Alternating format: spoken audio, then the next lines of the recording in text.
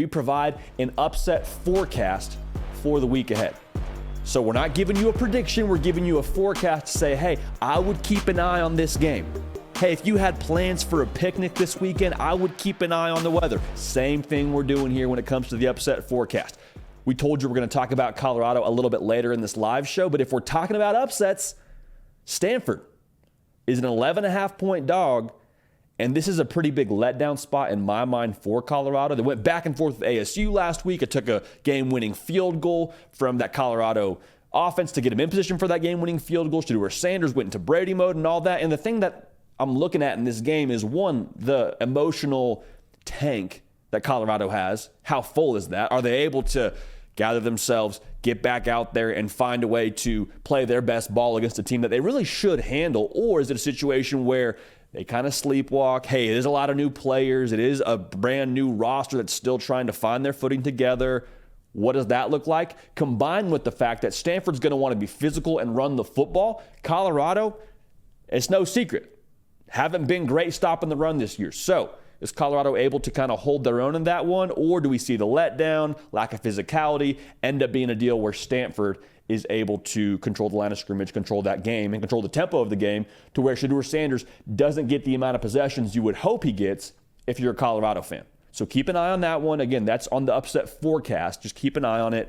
And on Saturday, don't be surprised if that box score, or that ticker rather, is showing a score that's a little bit closer than maybe we would have perceived heading into that Saturday. Perceived if you weren't watching this show, that is. Y'all are now in the know. When it comes to Iowa going to Wisconsin, this is essentially like a Big West championship game, a Big Ten West rather championship game. Iowa is just limping in there. No Cade McNamara. The drive to 325 seems to be in jeopardy. Wisconsin starting to catch their tempo a little bit. That loss to Washington State kind of set us off a little bit over here, saying, oh no, what's Wisconsin going to be? Is Wisconsin not going to be good? Well, no, Washington State's actually just really good, and they lost to a good Washington State football team. Now, here's the thing to watch with this one. Anytime you have a new quarterback in a game, obviously they're the backup for a reason because they weren't the best option for that football team, so that's probably true. But also, with Deacon Hill, who's going to be starting for Iowa this Saturday, the beautiful part about this for Iowa is there's not a lot of tape on Deacon Hill out there. So if you're Wisconsin, you're trying to game plan for a quarterback that you really don't have a ton of gauge for when it comes to this upcoming game. So I understand Iowa's, 10-point dog, and they don't have that firepower offensively, but I'm just saying, don't be surprised if Iowa decides to bow up and play really good defense on the road.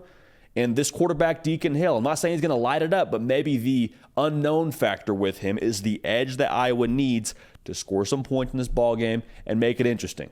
Would not be surprised if Iowa, with their back against the wall, threw a couple haymakers and got themselves into this football game, and heck, maybe even end up winning this football game. We'll see. But again, that is, in my mind, for the Big Ten West.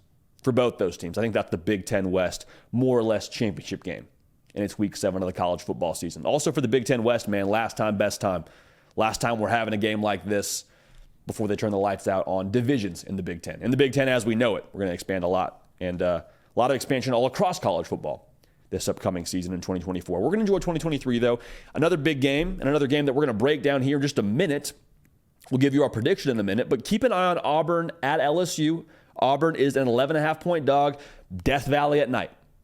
Need I say more? Like the sentence itself, that phrase in itself, Death Valley at night, it speaks for itself because you know what that kind of entails. It'll be crazy. It'll be an incredible environment. There will be a fair amount of build-up to that game in Baton Rouge, if you catch my drift, when it comes to what's going on outside the stadium. But let's not forget what Hugh Freeze did against Georgia.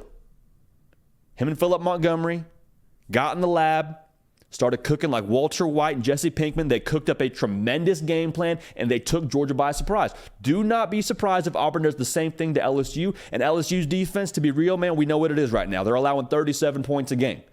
It is not the LSU that we think about when we think about LSU defenses with Patrick Peterson and Tyrann Mathieu. Heck, even what they were last year. Like this LSU defense is unrecognizable.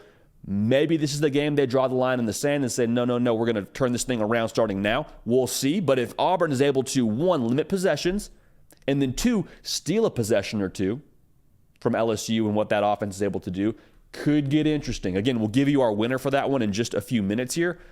Keep an eye on that game. Could end up being close. We have it on the upset forecast for the Tigers. Also, LSU is potentially in a letdown spot here. The Ole Miss game probably took several years off your life if you're an LSU fan. The Missouri game probably took a couple years off your life. You had to go on the road for both of those. Now you come back home. We talked about this with Colorado. Where's the emotional tank at for LSU? I'm excited to see it. Louisville at Pitt. This one, I'm surprised the line is only Pitt plus 7.5.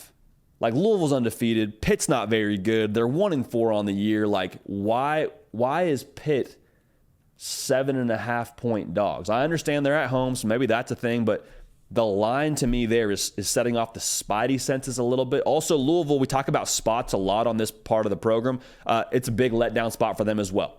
Emotional win at home against Notre Dame. Statement to the rest of the country. You threw the hard count in the cinematic recap, and we appreciate you for that. But where are they at right now after a game like that? How do they handle that kind of success? I'm not saying they won't handle it well. I'm saying this line is setting off my spidey senses. I'm still picking Louisville in that game if you ask me right now, but I'm curious as to what Vegas knows that maybe we don't know just yet over here. But I guess we'll find out here this coming Saturday. Should be a good spot. So that's your upset forecast for Week 7.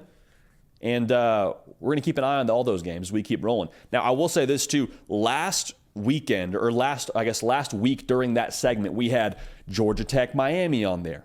Georgia Tech did, in fact, upset Miami. We had Ohio State, Maryland on there. And Maryland and Ohio State, I think that was back and forth.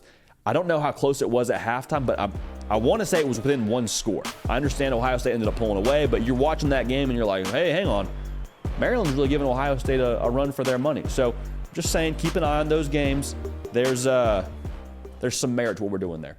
Hey, y'all, thanks so much for watching. Subscribe to the channel here to make sure you don't miss an episode of The Hard Count. Also, be sure to check out other videos on the On3 YouTube channel.